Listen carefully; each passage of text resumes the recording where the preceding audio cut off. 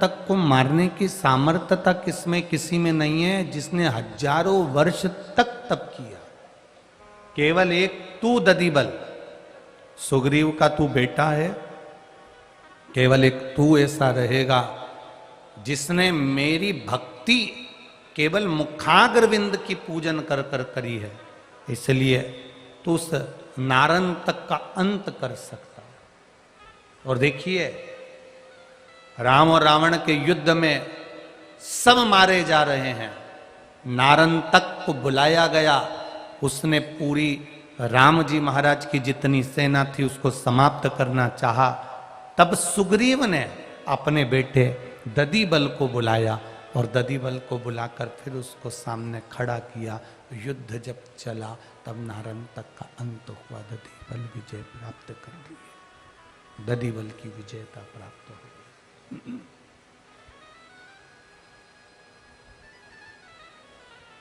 शिव कथा कहती है, भगवान शंकर का संवाद करता है, शिव महापुराण का चरित्र कहता है।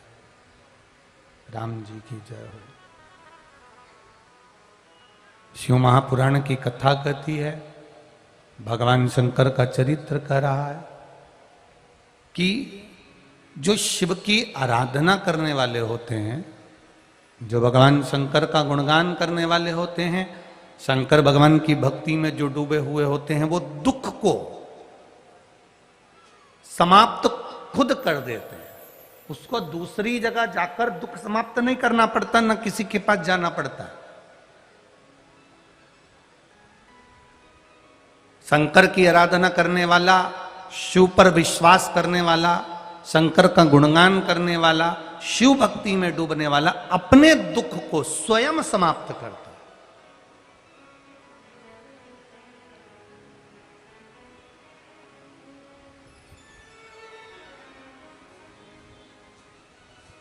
देवता राक्षसों ने जो मंथन किया था, उस मंथन में सबसे पहले गौमाता निकली थी, गौमाता के बाद में फिर विष निकला था। उस विष को ले जाकर भगवान शिव के चरणों में भगवान शंकर के पास में दिया था। बाबा देवादि ने, महादेव ने उस विष को जब लिया, उस विष को जब प्राप्त किया और उस विष को मेरे देवादि ने, महादेव ने पिया, पार्वती जी ने उनका हाथ रोक दिया था। माता पार्वती जी ने महादेव का हाथ रोका और कहा, ये सारे देवता अमृत पिएंगे और आप विष पी रहे हो। सारे देवता अमृत पीने जा रहे हो, आप विष पी रहे हो। शंकर भगवान ने एक ही बात माता पार्वती जी से कही, सुनो पार्वती, बस इतना स्मरण रखना कि जितने भी देवता हैं ये केवल देव कहलाते हैं, इनको महासंबोधन नहीं लगा है, पर देवताओं में भी महासंबोधन मेरे नाम के आगे लगा है, इसलिए इन देवताओं को अमृत में दे रहा हूं और इन देवताओं की रक्षा के लिए विष में पी रहा हूं, विष में पी रहा हूं। मेरा महादेव जब देता है अपने भक्त को तो कोई साधारण नहीं देता। मेरा महादेव अपने भक्त को देता है तो श्रेष्ठ देता है। जैसे एक छोटा सा बच्चा, उसके एक हाथ में सेवफल इसमें भी है, उसके एक हाथ में सेवफल इसमें भी है, दोनों हाथ में सेब रखा है। छोटे से बच्चे के दोनों हाथ में सेब है, दोनों हाथ में सेब लेकर खड़ा हुआ है और दोनों हाथ में उसके सेब थे, खेल रहा था, आनंद ले रहा था। इतने में पिताजी ने कह दिया, ए बेटा इधर आओ, इधर आओ जल्दी से। बच्चा पास में नहीं आया। पिताजी ने आवाज लगाकर कहा, तुम्हारे पास में 2 सेब हैं, इसमें से एक सेब मुझे दे दो। इतने में बच्चा उधर मुंह करा और सेब को अपने मुंह में भर गया। अब एक हाथ का सेब उसने मुंह में भरा, उसको तुरंत कुतर दिया। इतने में पिताजी ने कहा, बेटा लाओ एक सेब दे दो। अब बच्चे ने दूसरा हाथ का सेब लिया, उसको भी कुतर दिया।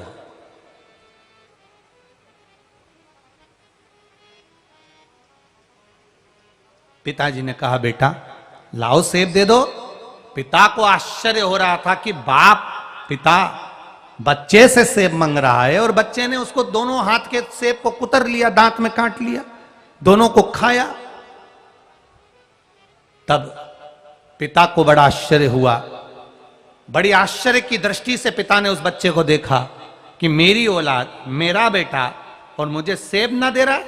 थोड़ी देर बाद बच्चे ने हाथ बढ़ाकर कहा, पिताजी ये सेब मीठा है, लो आप खा लो, ये खट्टा है, मैं खा लूंगा। पिता को अच्छा लगा। हम थोड़ी देर जब अपना कोई कार्य होता है और वो कार्य नहीं होता तो हम अपने विश्वास को डोल जाते हैं। हम सोचते हैं भगवान हमारी सुन ही नहीं रहा, भगवान हमारी सुन ही नहीं रहा, भगवान हमारी सुन ही नहीं रहा।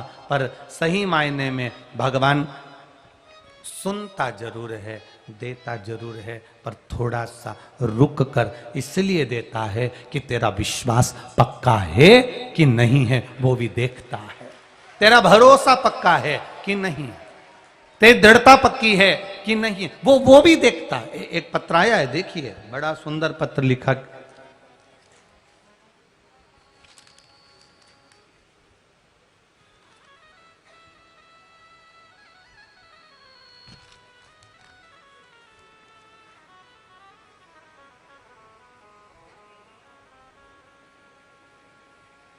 मैं प्रियंका पांडे, भारत देश के बिहार राज्य, पश्चिमी चंपारण जिला, बगहा गांधीनगर के निवासी हूँ। मेरा मायका गुरुदेव गाजियाबाद का है। कहीं बैठी हो तो हाथ हिला सकती हैं, आप ही हैं, दोनों हाथ हिला दो ऐसा। श्री शिवाय नमस्तुभ्यम। मेरी माँ पिछले 2.5 साल से पेट की गंभीर बीमारी से जूझ रही हैं, क्योंकि उनको कैंसर से पीड़ित हैं। बीमारी का नाम तो इतना भारी है गुरुदेव, क्योंकि कैंसर जैसी बीमारी जो सुनता है उसी को लगता है कि इतनी भारी बीमारी है। बहुत पैसा लगा चुके,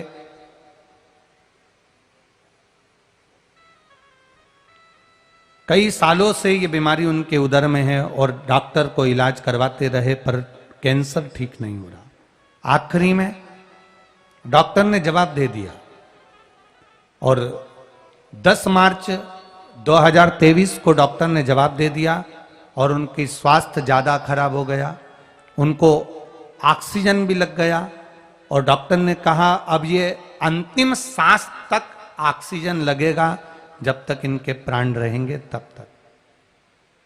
तब टीवी पर कथा सुनी थी। आप कहते हो एक बार जो कथा के पंडाल में बैठकर कथा श्रवण करता है, दिल से जो मांगता है, बाबा उसको 3 महीने में दे देता है।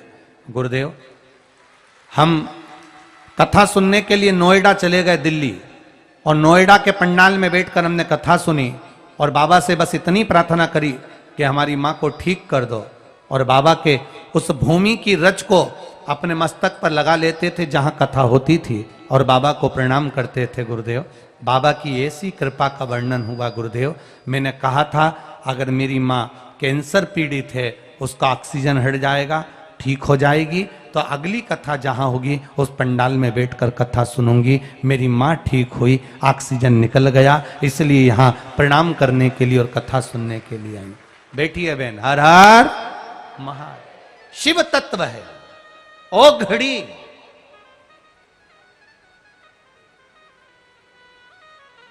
अब करो उसका भजन।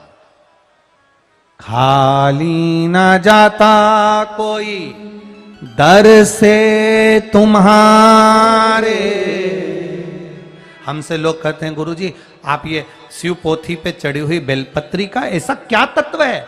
शिव महापुराण की कथा कहती है, देवाधिदेव महादेव तुम रुका जी से कह रहे हैं, तुम रुका जी 7 दिन की शिव महापुराण की कथा में 6 दिन तक जो बेलपत्र शिव पोथी पर समर्पित होती है, वो बड़ी से बड़ी बीमारी को भी हराकर स्वयं शिव तत्व को प्रदान कर देती है। वो तत्व है इस बेलपत्र में, कोई साधारण तत्व नहीं आता महाराज।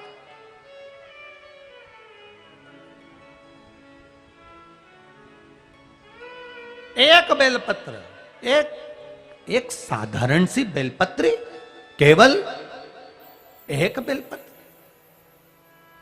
कितना लोग कहते हैं गुरुजी अगर हम पेड़ पे से बेलपत्र तोड़ लें और खा लें असर करेगी क्या? हम उनसे कहते हैं 1 कटोरी प्रसाद बनाना और भगवान के आगे रख देना, और 1 कटोरी प्रसाद भगवान के सामने रखना और 1 कटोरी प्रसाद फ्रिज के ऊपर रख देना। दोनों को खाकर देखना, स्वाद दोनों में अलग आता है। जो भगवान के सामने रखा उसका स्वाद बढ़ जाता है। साधारण नहीं है। यहां भंडारा चलता है। खेतान परिवार जो भगत आए हुए रात को रुके थे, उनके लिए भोजन व्यवस्था यहां खेतान परिवार ने करी है। रुकने की व्यवस्था खेतान परिवार ने करी है। जहां भोजन चलता है, आप घर में जाकर दाल चावल खाना, आप घर में जाकर पूड़ी सब्जी खाना, आप घर में जाकर कद्दू की सब्जी, मिक्स वेज सब्जी, राम भाजी घर में जाकर बनाकर खाना, अन्नकूट की सब्जी घर में बनाकर खाना, और एक भगवान के भंडारे की सब्जी खाकर देखना, दोनों में अंतर मिलेगा। वो भगवान का प्रसाद है, वो भगवान का स्वाद है उसमें।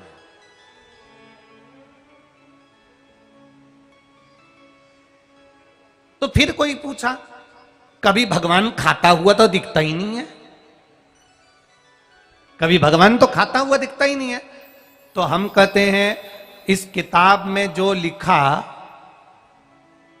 वो अक्षर किताब में लिखा, आपने दृष्टि से देखा, पढ़ा, दिमाग में उतर गया, याद हुआ कि नहीं हुआ? बोलो, जम के बोलो। एक बार पढ़ा, एक बार देखा, दो बार देखा, तीन बार देखा, पढ़ा, याद हुआ। अक्षर स्थिर है, अक्षर कॉपी में लिखा है, वो उठकर तुम्हारे दिमाग में नहीं गया, पर दृष्टि के माध्यम से वो तुम्हारी बुद्धि में चला जाता है। उसी तरह भगवान के सामने जब हम प्रसाद का पात्र रखते हैं, भोजन बनाकर रखते हैं, भगवान उस पर दृष्टि दे देता है, तो उसमें स्वाद भगवान का आ ही जाता है। वो भगवान के अधरामृत में पहुंच ही जाता है। अब इस कॉपी के अक्षर कहीं गए क्या? किताब के अक्षर कहीं गए क्या? नहीं, वही है, पर केवल तुमने देखा, पढ़ा, याद किया और तुम्हारी बुद्धि में आ गया, तुम्हारे चित्त में आ गया। उसी तरह परमात्मा केवल भगवान के सामने मिश्री जाती है, मक्खन जाता है, भोजन जाता है, सामान जाता है, एक बेलपत्र भगवान के पास जाती है, वो अपने आप में औषधि बन जाती है, क्योंकि उसका स्पर्श उसके सामने जाते ही, दृष्टि पड़ते से ही उसमें औषधि आ जाती है, उसमें औषधि तत्व आ गया। एक माँ ने और पत्र लिखा, देखिए,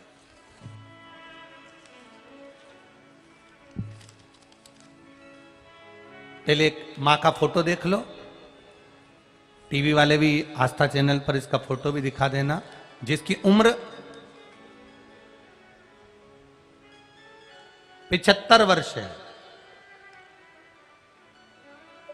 किडनी, लीवर, गुर्दे सब काम करना बंद कर दिए थे, डायलिसिस चलता था, एक हफ्ते में 2। नाम है जिनने पत्र भेजा है, मिस सुनीता यादव,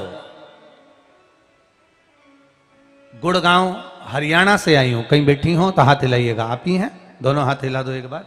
हर हर महादेव। अब पत्र में ये 75 वर्ष की माता का आप फोटो देखेंगे, जिनकी किडनी, लीवर, गुर्दा सब डैमेज हो गया और केवल 10% काम कर रहा था, बाकी का पूरा शरीर डैमेज था। 72 ईयर, 72 साल की उम्र है इनकी। और गुरुदेव डायलिसिस भी चल रहा था, किडनी, लीवर सब काम करना बंद कर दिया था। बाबा से प्रार्थना करी थी कि बाबा अगर इनकी किडनी, लीवर काम करना चालू कर दे और डायलिसिस बंद हो जाए, तो जहां भी कथा हो रही होगी वहां जाकर, जिस दिन डायलिसिस बंद होगा उसके बाद जहां कथा रहेगी वहीं जाकर कथा सुनूंगी।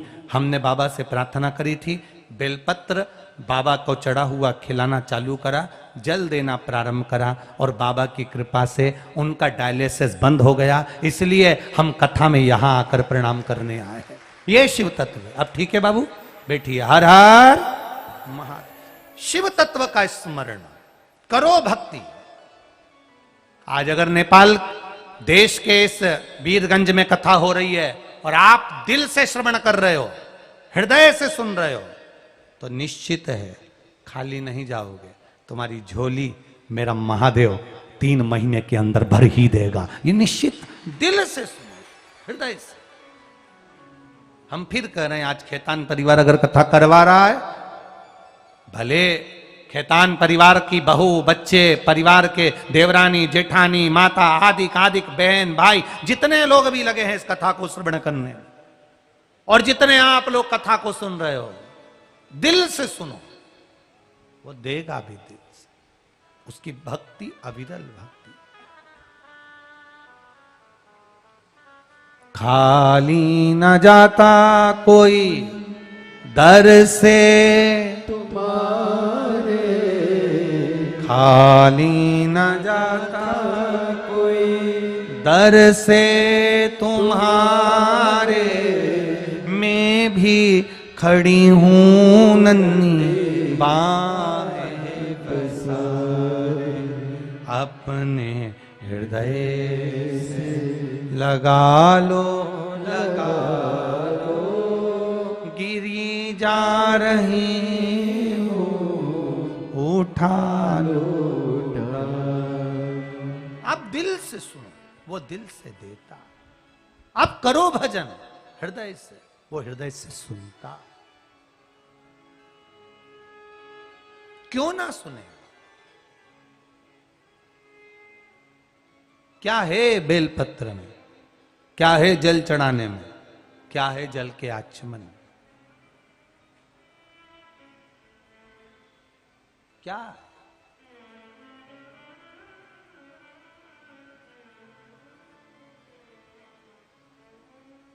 शिव कथा कर रहे, भगवान जब देता है अच्छा आपको देता है।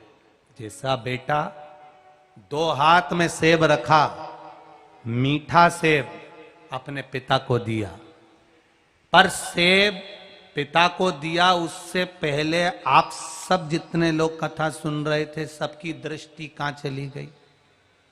लो, पिता को सेब ही नहीं दे रहा, दोनों खा जाएगा। वो पूरा झूठा कर लिया। झूठा इसलिए कर लिया क्योंकि पिताजी को देना नहीं था। नजर का इलाज है पर नजरिए का नहीं है। डॉक्टर आंख का इलाज कर सकता है, नजर का इलाज कर सकता है, पर व्यक्ति के नजरिए का इलाज नहीं कर सकता।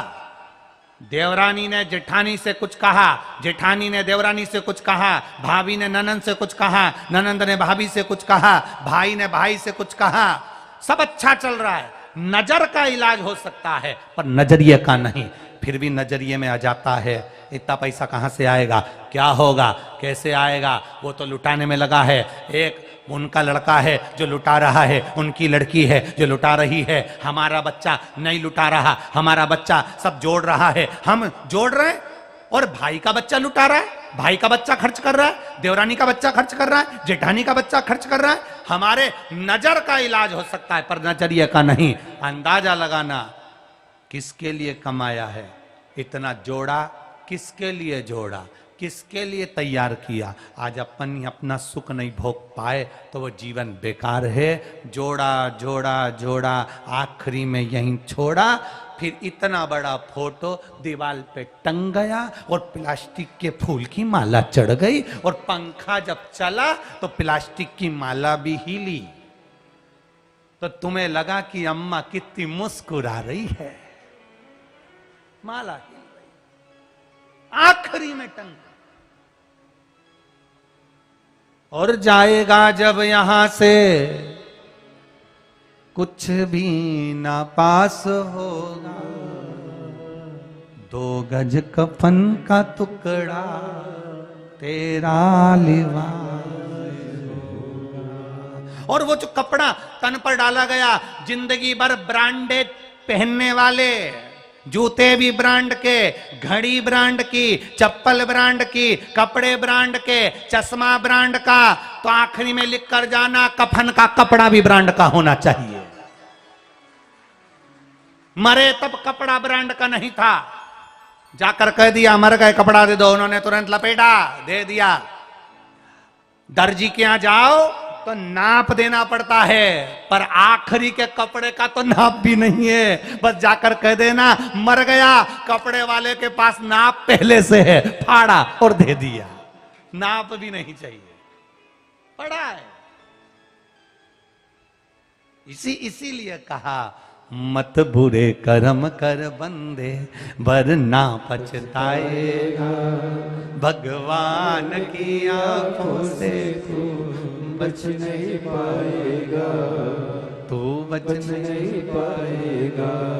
अरे ओ अज्ञानी मत कर नादानी। अपने आनंद में जियो, अपनी मस्ती में जियो, अपने आनंद के साथ जियो।